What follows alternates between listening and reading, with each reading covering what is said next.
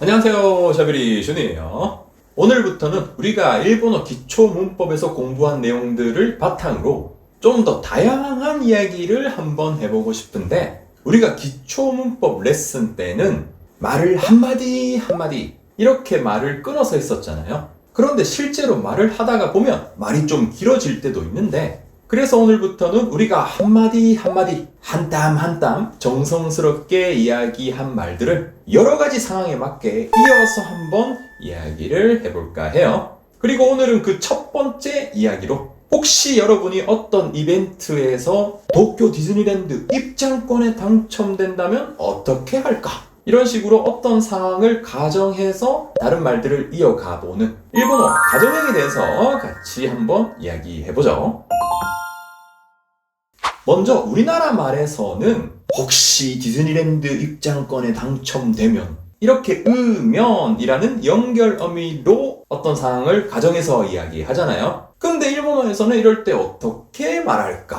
여기서 여러분 갑자기 질문 하나. 여러분들은 저랑 같이 일본어 기초 문법 공부했을 때 가장 힘들었던 파트가 어디였나요?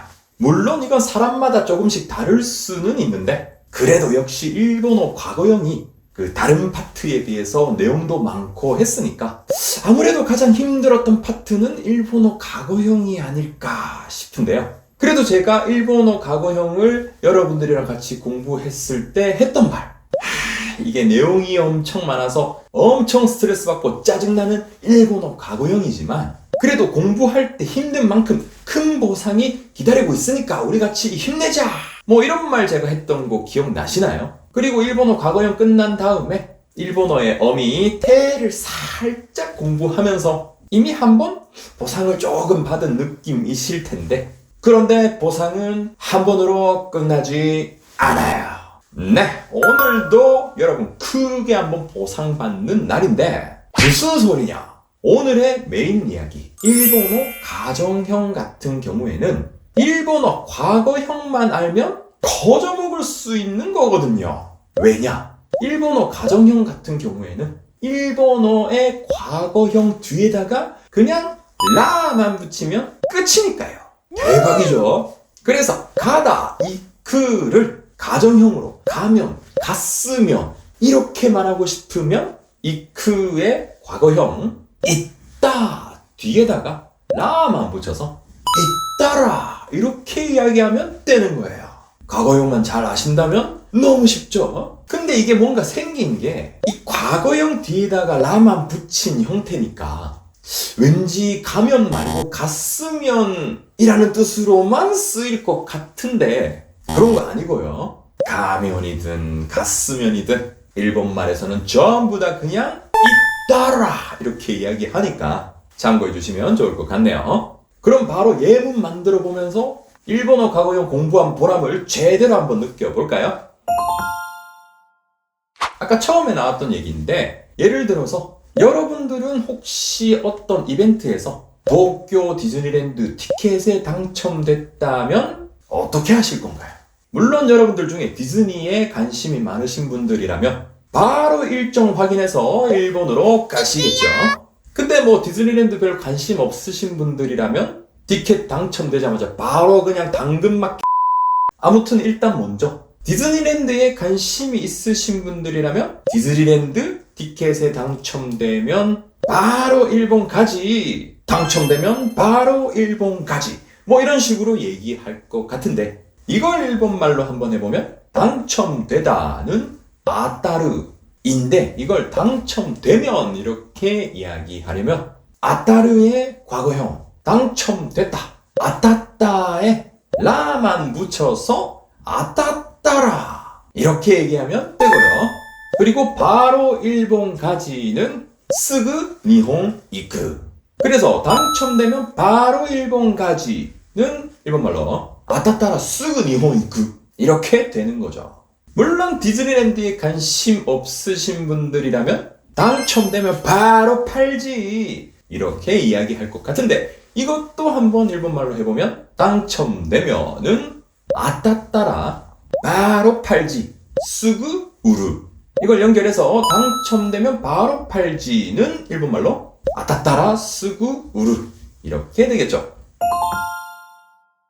아무튼 지금까지는 가다, 이크, 당첨되다, 아따르 뭐 이런 동사로만 가정형 연습을 좀 해봤는데 동사 말고도요 명사, 다나 형용사 같은 경우에도 가정형으로 이야기할 때는 똑같이 그냥 과거형에다가 뒤에다가 라만 붙이면 돼요. 그래서 하나만 더 해보면 여러분들은 일본 가서 보통 어떤 거 드시나요? 저 같은 경우에는 예전에는 일본 가면 무조건 스시 엄청 많이 먹었었는데 특히 그 기름기 많은 참치 부위를 좋아해서 아카미 이런 거 말고 주토로나 그 오토로 같은 거 많이 먹었었죠. 근데 솔직히 제가 처음부터 참치를 엄청 좋아했던 건 아니에요. 왜냐? 일단 제가 예전에는 회 자체를 별로 안 좋아했던 것도 있고요. 그리고 한국에서 먹는 회는 보통 하얀 회가 많잖아요. 그래서 회 하면 하얀색 이런 이미지였는데 근데 이 참치 같은 경우에는 이 생긴 게 좀 불그스름한 게 뭔가 그 막 피냄새 막 비린내 날 것 같고 그래가지고 솔직히 좀 첫인상이 별로였어요. 그래서 일본 친구가 저한테 참치 한번 먹어보라고 이거 엄청 맛있다고 그렇게 말했을 때도 나는 괜찮아. 와타시와 다이조부. 많이 드세요. 닭상 타베테. 뭐 이런 식으로 거절을 했었었는데 그런데 포기를 모르는 친구가 이거 진짜 맛있으니까 한번 먹어보라고. 먹어보고 혹시 맛없으면 내가 오늘 저녁 쏜다. 그때 생각난 저희 엄마가 항상 하는 말. 공짜라면 양잿물도 마신다. 그래서 제가 눈 딱 감고 그 참치 스시를 먹어봤는데 우와, 완전 신세계. 너무 맛있어서 그 포기를 모르는 고마운 친구한테 고맙다고 제가 저녁을 쏘게 되는 상황.